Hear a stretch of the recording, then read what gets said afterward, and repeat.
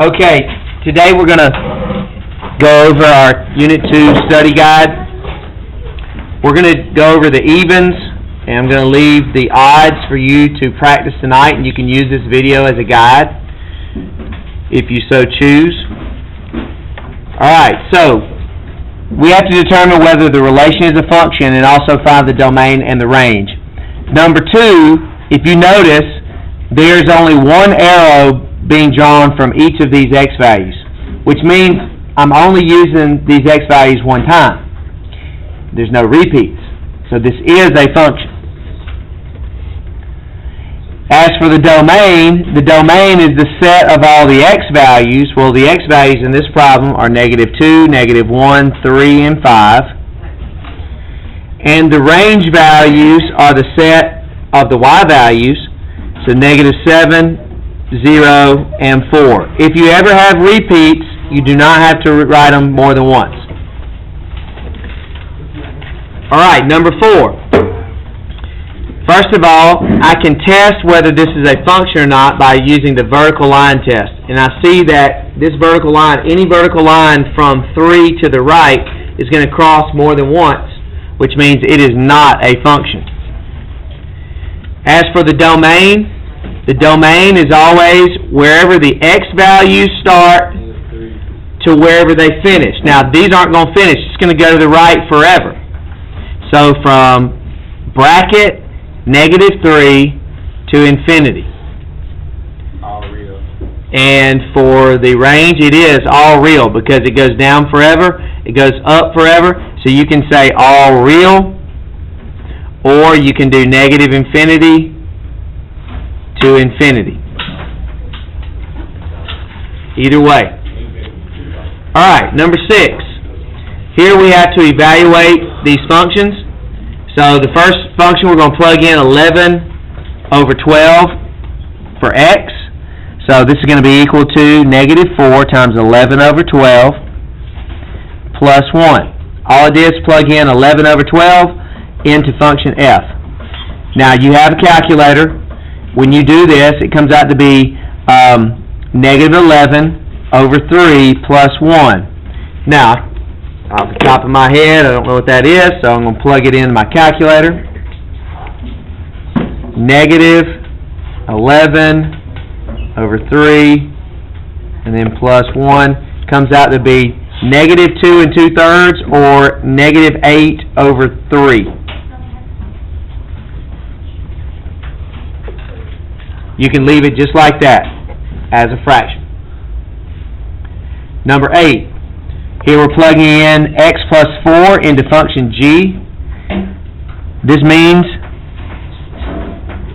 I'm going to have to square x plus 4 minus 8 times x plus 4 plus 21. Now, when I square a binomial, I'm following the the FOIL method in order to do this. So this is going to be x plus 4 times x plus 4 minus 8x minus 32 plus 21. Now I'm going to FOIL this. X squared plus 4x plus 4x plus 16 minus 8x minus 32 plus 21. Okay, now you just combine all your like terms. X squared, I got 4x was 4x is 8x minus 8x, that cancels out. Then I got 16 minus 32, which is -16, plus 21 would be +5. So there's my final result. Number 10, I've got to solve when h of x is equal to 39, I have to find x. So here's my formula up here. So we're going to have 39 equal to absolute value of 9 minus 3x. Okay, this is an absolute value problem, which means I have to do two cases. The first case is going to be just like we see it. 39 equals 9 minus 3x. The second case will be -39 equals 9 minus 3x. If you want to put the x on the left side, switch it around, that's fine. I'm not going to, just for time's sake here. So we're going to subtract 9 from each side. So 30 equals negative 3x. Divide by negative 3, so x equals negative 10. And then, again, subtract 9 from each side. This is going to give me negative 48 equals negative 3x, so that x equals positive 16. Now, technically, I'm not finished when it comes to absolute value, because I've got to plug these in to see if they are extraneous or not. Hold on. What's your name? Figure out. Okay, give me a second. Alright, so, the next thing, we got to take this negative 10 and plug it in. When I plug in negative 10 for x, that gives me a positive 30 plus 9, and the absolute value of 39 is 39. That works. So that's a check. Alright, plug in 16. Negative 3 times 16 is negative 48, plus 9 comes out to be negative 39. Absolute value of negative 39 is positive 39, so that also checks out. Alright, you only do the extraneous for the absolute value problems as of right now. Okay, the next type of problem requires us to put each equation in standard form. Well, this is almost in standard form. The problem is we've got fractions here. So what we need to be doing is getting rid of these fractions, and the way to do that is to multiply every term by the least common multiple of these denominators, which is what? 8. So I'm going to multiply every term by 8. So what happens is the 8's cancel. That gives us 5x, and then 4 goes into 8 2 times. 2 times 3 is 6, so 6y equals negative 8. Now, once I get it in this form where I've got integer values for a, b, and c, That's it, Coach. I'm done. And remember, ax plus by equals c is your formula for standard form. Alright, next step, next problem. Write each equation in slope-intercept form. Then graph the line. So, y equals mx plus b is the formula that we want to use. Now, I want the y by itself. If I add 28 to both sides, I'm going to almost have the y by itself. So let's do that. That gives me 12x plus 28 equals 4y. Now divide every term by 4. So 3x plus 7 equals y. Now, I can rearrange this to say y equals 3x plus 7 if I want. Now, this 7 is my y-intercept, which means I'm going to go up 7, 2, 4, 6, 7, and then my slope is 3 over 1. Up 3, right 1, but I'm off the chart. So what's better to do? Go down. Good. Down 3, left 1. And there it is. I will say this, on the last quiz that we took, the problem that we had like this, most everybody did much better on that one. Alright, number 16. Give an example of a line that is parallel and a line that is perpendicular to each given line. What would that be? I mentioned it has, Y equals negative. So what type of line is this? that's in, Horizontal, right? yeah, it's just So what would be a line that is perpendicular to a horizontal line? positive 5. Okay. Perpendicular would be x equals 5. Alright. What would be a parallel line? X, Y equals negative. Yeah, Y equals negative 2, or whatever you want it to be, right? Because we want a parallel line, right? it can be any Y. Any y. Any y. And for the perpendicular could be any x. Now, this is probably the easiest of these types of problems. You may not have one that's exactly like that. So 15 is actually going to require you to solve for solve for y, to get it in slope-intercept form. Then a parallel line is going to have the exact same slope. It doesn't matter what y-intercept you have. And a perpendicular line is going to have a slope that is opposite reciprocals. So example, 4/3 and negative 3/4. Those are opposite reciprocals. And that's what happens when you have perpendicular slopes. So that's kind of what you're looking for. But first you got to get this in slope-intercept form to find the slope. Alright, number 18. Find the x and y intercepts of each line, then graph the line. Alright, first step is to get x and y on the same side. So I'm going to subtract 10x from each side. So, negative 10x plus 4y equals negative 24. The next step is to do a mental evaluation. So I'm going to mentally plug in 0 for x to find y, and mentally plug in 0 for y to find x. So I'm going to start with y. So when I plug in 0 for x, I'm left with 4y equals negative 24. Divide by 4, y equals negative 6. That's my y-intercept. For the x-intercept, I'm going to cover up the y and do negative 10x equals negative 24. Divide by negative 10, x equals 2.4. Alright, so then I can graph those. Well, negative 6 is easy, it's just down 6. But 2.4 is almost 2.5, so I'm going to go to the right 2 and about a half on the x-axis.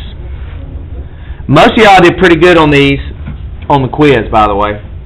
So hopefully, and if a lot of you got the correct x and y intercepts, but you maybe didn't graph one of them correctly. Just be careful with your decimal. Put it about where it's supposed to be. Any questions about those? Hold on. One second. Amen. Alright, number 20. Okay, we want to write the equation slope-intercept form that passes through these points. Now, the first thing on this problem that we have to do is find the slope. Now, on the quiz, most everybody got the slope, which is good. M equals 6 minus negative 3 over 5 minus negative 7 equals 9 over 12, which is 3/4. That's good. Now, I have to use this slope along with one of these points, doesn't matter which one, in the slope formula, the point slope formula. Alright, so I'm gonna use the positive one. So we're gonna have y minus 6 equals 3/4 times x minus 5. Alright, so we have to distribute the 3/4. So y minus 6 equals 3/4 x minus 15 over 4, because 3 times 5 is 15. Now add 6 to both sides. So y equals 3/4 x, and then negative 15 over 4, negative 15 over 4 plus 6 is going to be positive 9/4. So there it is. Use your calculator to do it. Plus 6, plus 6. Alright, now for number 22, we've got to first of all figure out what our variables are going to represent, what's going to, and which equation it's going to be, whether it's going to be slope-intercept or standard. Now, the problem will dictate which of those formulas that we use. On Ryan's last social studies test, there were 2 types of equations. True-false were 2 points each, and multiple choice questions worth 4 points each. Now, I've got 2 different types of problems here. What formula do you think this is going to be? If I'm dealing with 2 situations. Standard. AX plus BY equals C, because in standard form I'm dealing with basically 2 cases here. I've got the A times the X, I got the B times the X.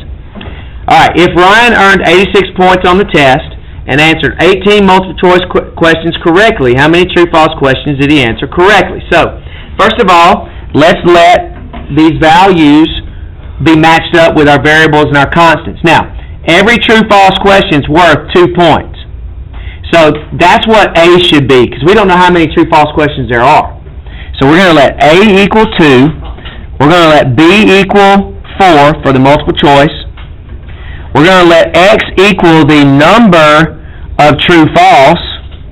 We're going to let Y equal the number of multiple choice. And we're going to let C equal the total points. So we laid it out. That's what we wanted to do. Now we have to solve it. Here we go. So 2 times X plus 4 times, how many multiple choice questions? 18 equals 86. So now just solve. We're going to subtract whatever 18 times 4 is. 72. So 2x equals 86 minus 72, which is 14, and x equals 7. So if x is equal to 7, what that's saying is there are 7 true-false questions.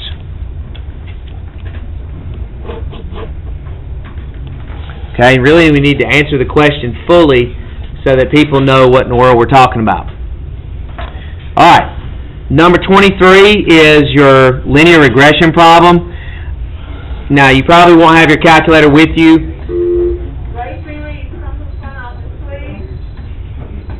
Alright, at home. But before the test tomorrow, I will briefly go over that. I'm not going to do it now because you're not going to have the calculator with you at home to do it anyway. So, alright, let's do the next one. Okay, systems of equations. Now, when we solve a system by graphing, we have to first get these in slope-intercept form. So, to do that, we need to move this x out of here for this first one.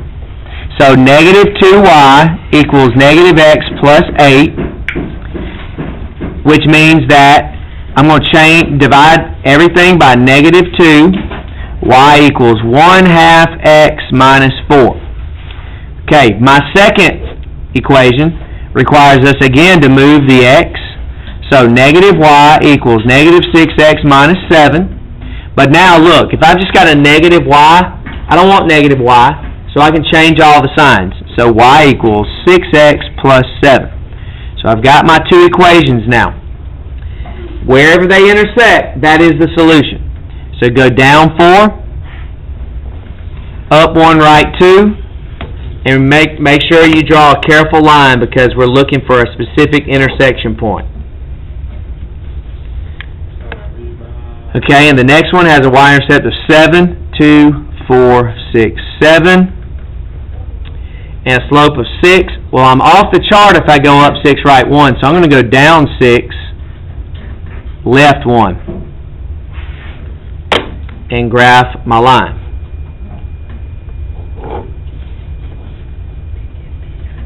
Notice where they intersect. It's negative 2, negative 5. Make sure you write what the coordinates are for your answer. Don't just graph it and stop. I need to know what the ordered pair is. Any questions about that one? Okay, 26. We didn't do because we're not doing substitution. So let's look at 28. On 28, solve by elimination. Well, first I've got to get my x's and y's on the same side. So I'm just going to rewrite this first equation down here. I'm going to subtract 14y, so it's going to be 3x minus 14y equals negative 10. Look what I did. I just swapped the 10 and the 14y and changed the signs. Alright, now I need to figure out which variable would be the best to eliminate. What do y'all think? The x's or the y's? The y's. So what am I going to multiply by that first equation to get opposites? Negative what? Nope, you're close. I see what you're saying, but negative 2. Alright, so we're going to have negative 16x plus 14y equals negative 68. And then rewrite the second equation, 3x minus 14y equals negative 10. Alright, so my y's cancel, Negative 16x plus 3 is negative 13x equals negative 78. 78 divided by 13 is 6. So x equals positive 6. Alright, once I have my x value, I can plug that into either one of my original equations. I'm going to plug it into the first one, the original first one. So 3 times 6 plus 10 equals 14y. Alright, so 18 plus 10 is 28 equals 14y. So y equals 2. So my ordered pair is 6, 2. Make sure you write your answer as an ordered pair, because that's the solution. Alright, number 30. Okay, on number 30, again, this will be a bonus problem, but I want to do it because you may need the bonus. Alright, Ben has a collection of quarters and nickels worth $5.35. If the number of nickels is 5 less than twice the number of quarters, find the number of each coin. So, quarters and nickels, x and y. Alright, so let's let x equal quarters and y equal nickels. We have one like this on the notes. Alright, so first of all, the collection of quarters and nickels is going to add up to $5.35. Well, we know that a quarter is worth how much? 25 cents. So 0.25x plus, what about for nickels? So 0.05y equals $5.35. The second equation, and I'm going to write it over here to begin with, says the number of nickels, which is y, is 5 less than twice the number of quarters. So that would be 2x minus 5. But I want the x and y on the same side, so I'm going to subtract 2x from each side. So negative 2x plus y equals negative 5. Now I'm going to write that over here. Negative 2x plus y equals negative 5. Now, which of these do you think is going to be easiest? Does it really matter which one I try to eliminate? I'm going to eliminate the y values. So I'm going to multiply by negative 0.05. Alright, so negative times negative is positive. 0.05 times 2 is 0.1. X minus 0.05y equals 5 times 0.05 would be 0.25. Okay, so now what I've got is my y's cancel. I'm going to have a 0.35x equals 535 plus 25 will be 560 divided by 35 cents, 0.35, so 560 divided by 0.35 is 16. X equals 16. Alright, so I know x is equal to 16. That's quarters. 16 quarters. Okay, and so to find my y value, I'm going to plug in 16 for x right here. And that gives me 32 minus 5, which is 27 nickels. So 32 minus 5 is 27 nickels. Now you can check yourself. 16 times 0.25 plus 27 times 0.05 is 535, so that works. Alright, again, that would be bonus, but that's not a hard problem. So we should be able to do it. Alright, flip it over. Last page. Almost the last page. Alright, number 34. It says, show the solution to each linear inequality and system of linear inequalities by graphing. Alright, so, first we want to get this in slope-intercept form. I'm going to subtract 2x from each side. Negative 6y greater than or equal to negative 2x plus 36. Now divide both sides by negative 6. So y is less than or equal to positive 1/3 x minus 6. So it's in slope-intercept form. Since it is, we can now drop our negative 6, 2, 4, 6. Go up 1, right 3. And this is going to be a solid line. Solid line because of the less than or equal to. it's gonna be shaded below because it's less than or equal to, so that's where it's gonna be. All right, any questions about that one? All right, last one. Okay, 36. All right, for number 36, we have to get both of these lines in slope-intercept form. So, the first one, real quick, this is what it's going to be. It's going to be y greater than or equal to x minus 4. You say, how did I do that? Well, I solved it in my head. That's how I did it. Got a problem with it? No. Just kidding. All right, so, but seriously, I subtracted x from each side, but then I had to divide by -1, which flipped the symbol. So that's what I did. Here we have to divide everything by 3, y greater than or equal to x plus 3. So let's graph these. -4, slope of 1. Solid line. Solid on both. Above on both. Alright, next, y-intercept of 3, slope of 1. These are parallel, aren't they? I'm going to shade above both of these. But where is the overlap? If I shade above both of them, where are they overlapping? In between them? Nope. If I shade above both of them, where will the shading... Just above both of them. Above the top one. That's where shading overlaps. Okay? Okay. Alright, so that is your quiz. That is your study guide. So hopefully this will help for your practice.